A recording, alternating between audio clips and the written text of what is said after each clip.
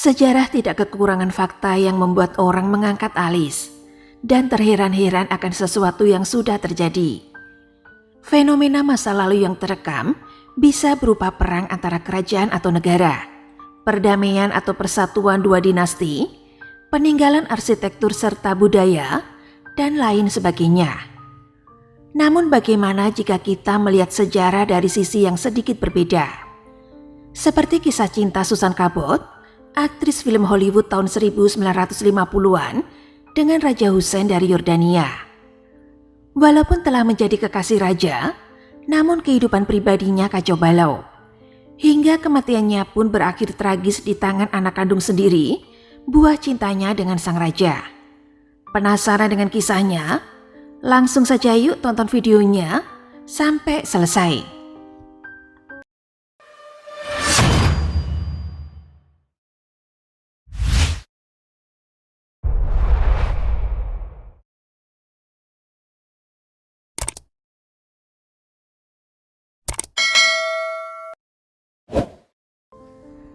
Terlahir dengan nama Harriet Phil Shapiro. Lahir pada tanggal 9 Juli tahun 1927 dari sebuah keluarga Yahudi yang tinggal di Boston, Massachusetts. Namun kelak dia lebih dikenal sebagai Susan Cabot, yang merupakan nama panggungnya di dunia keartisan Hollywood. Susan Cabot menjalani kehidupan awal yang penuh dengan kekacauan. Setelah ayahnya meninggalkan keluarga mereka, ibu Susan Cabot, yaitu Elizabeth, dilembagakan karena masalah kriminal, sehingga meninggalkan Susan menjadi anak yang tanpa diasuh kedua orang tuanya. Karena kedua bibinya menolak untuk menerimanya, maka pemerintah menempatkannya di panti asuhan. Susan tumbuh dan dibesarkan di 8 panti asuhan yang berbeda dan menghabiskan sebagian besar masa kecilnya di wilayah Bronx, New York City. Terungkap bahwa saat dia tinggal di panti asuhan, Susan Cabot mengalami pelecehan baik emosional maupun seksual, yang memicu dirinya mengalami gangguan stres dan trauma yang berkepanjangan. Susan bersekolah di sekolah menengah di Manhattan dan mendapatkan pekerjaan sebagai ilustrator buku anak-anak. Dia menambah penghasilannya dengan bekerja sebagai penyanyi dan tampil di sebuah klub di Manhattan.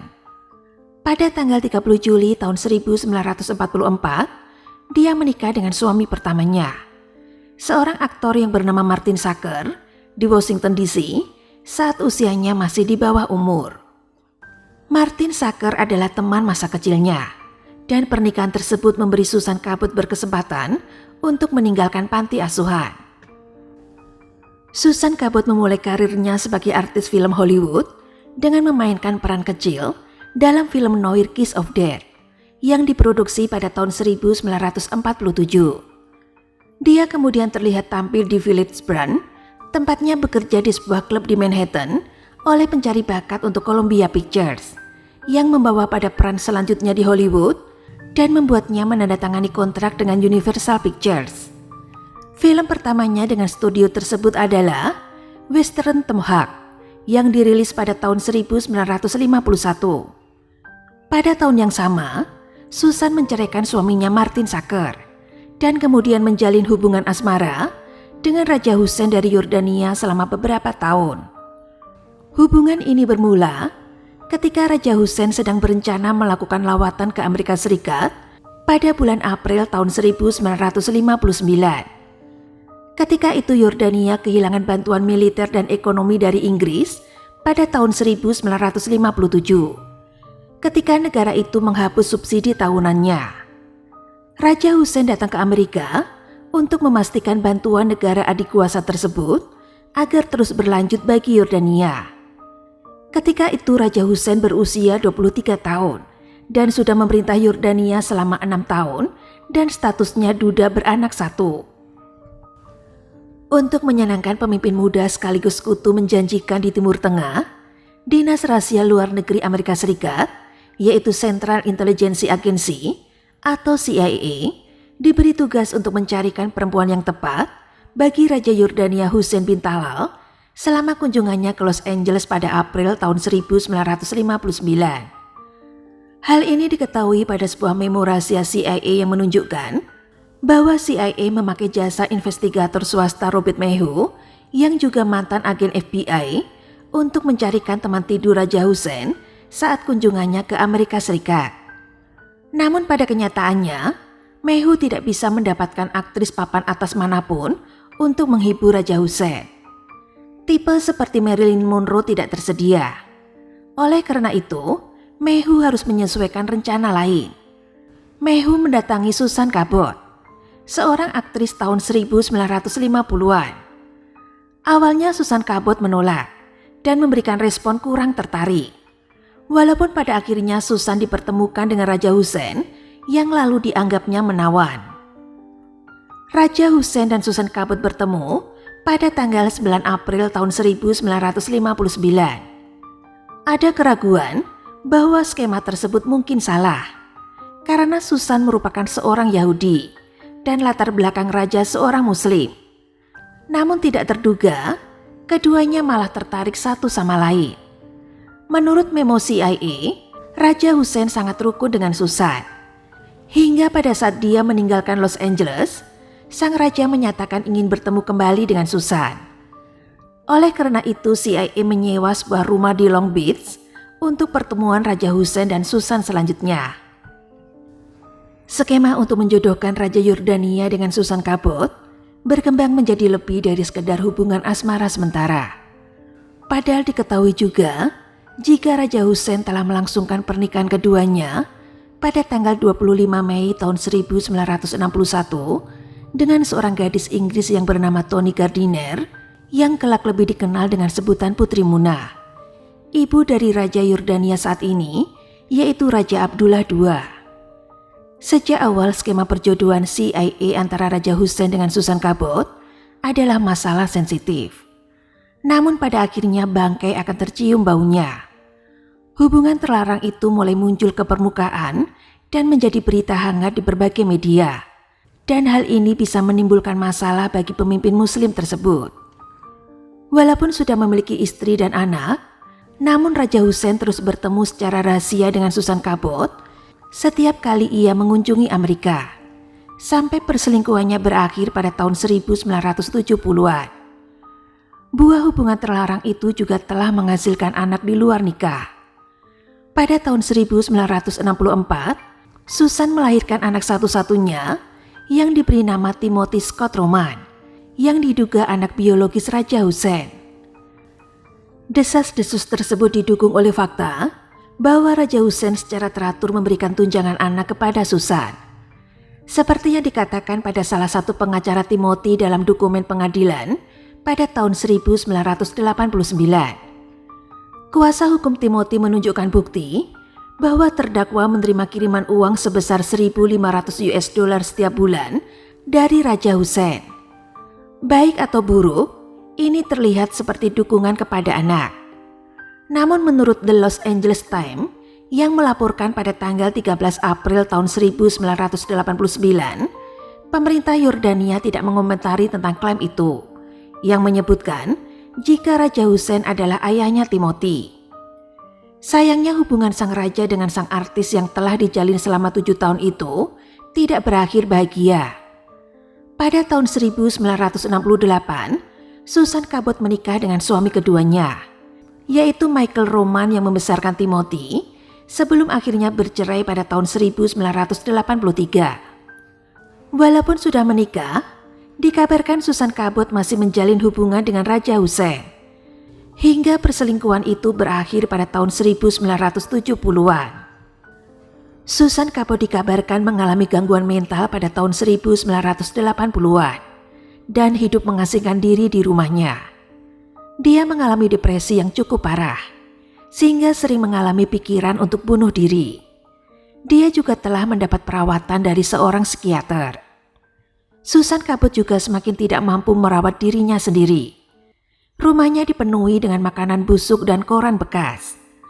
Pada akhir tahun 1986, kesehatan mental Susan Cabot memburuk secara signifikan.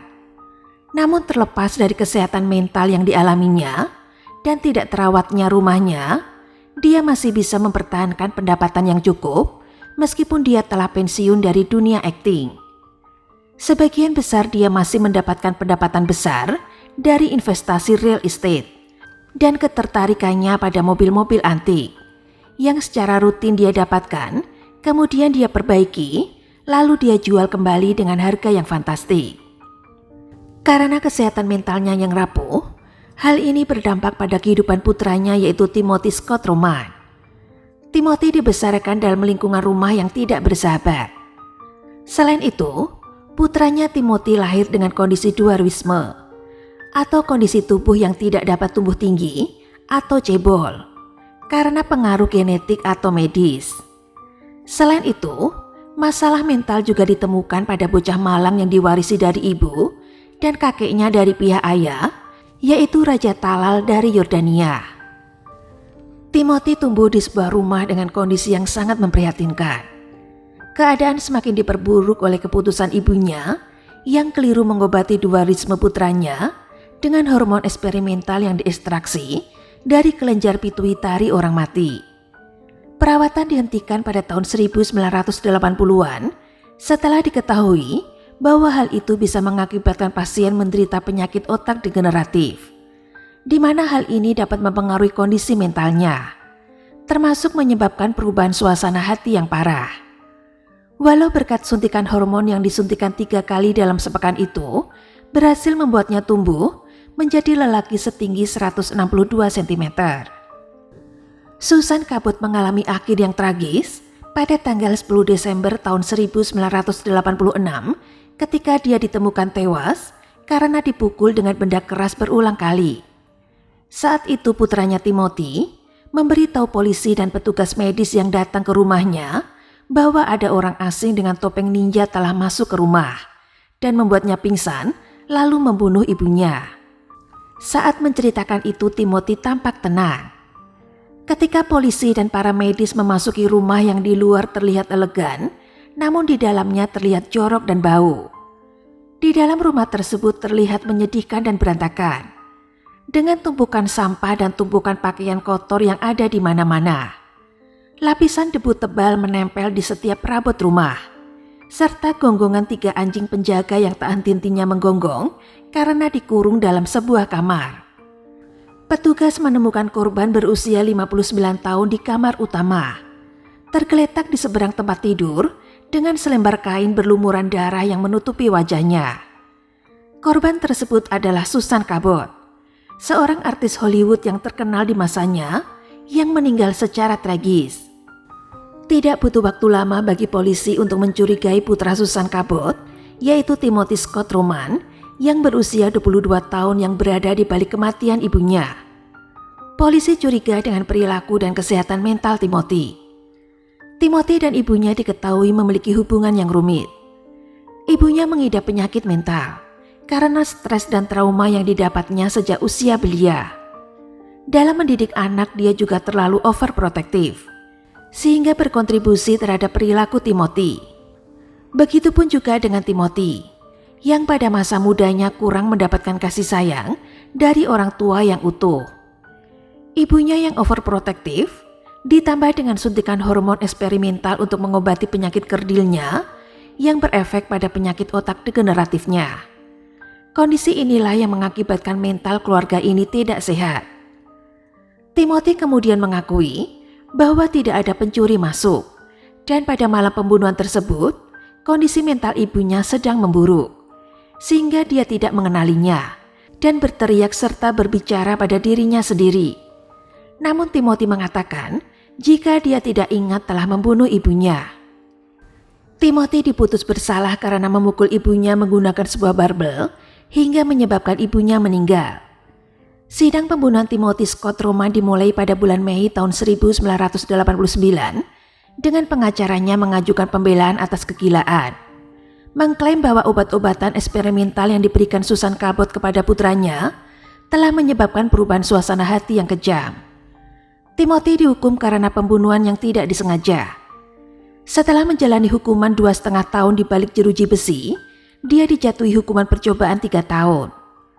Timothy Scott Roman meninggal karena gagal jantung pada tahun 2003. Kisah dan kematian Susan Cabot sangat tragis sekali ya. Setelah mendengar kisah yang memilukan ini, apa yang bisa teman-teman simpulkan dan jadi pembelajaran tentang kehidupan dari Susan Cabot ini? Saya tunggu pendapat teman-teman di kolom komentar.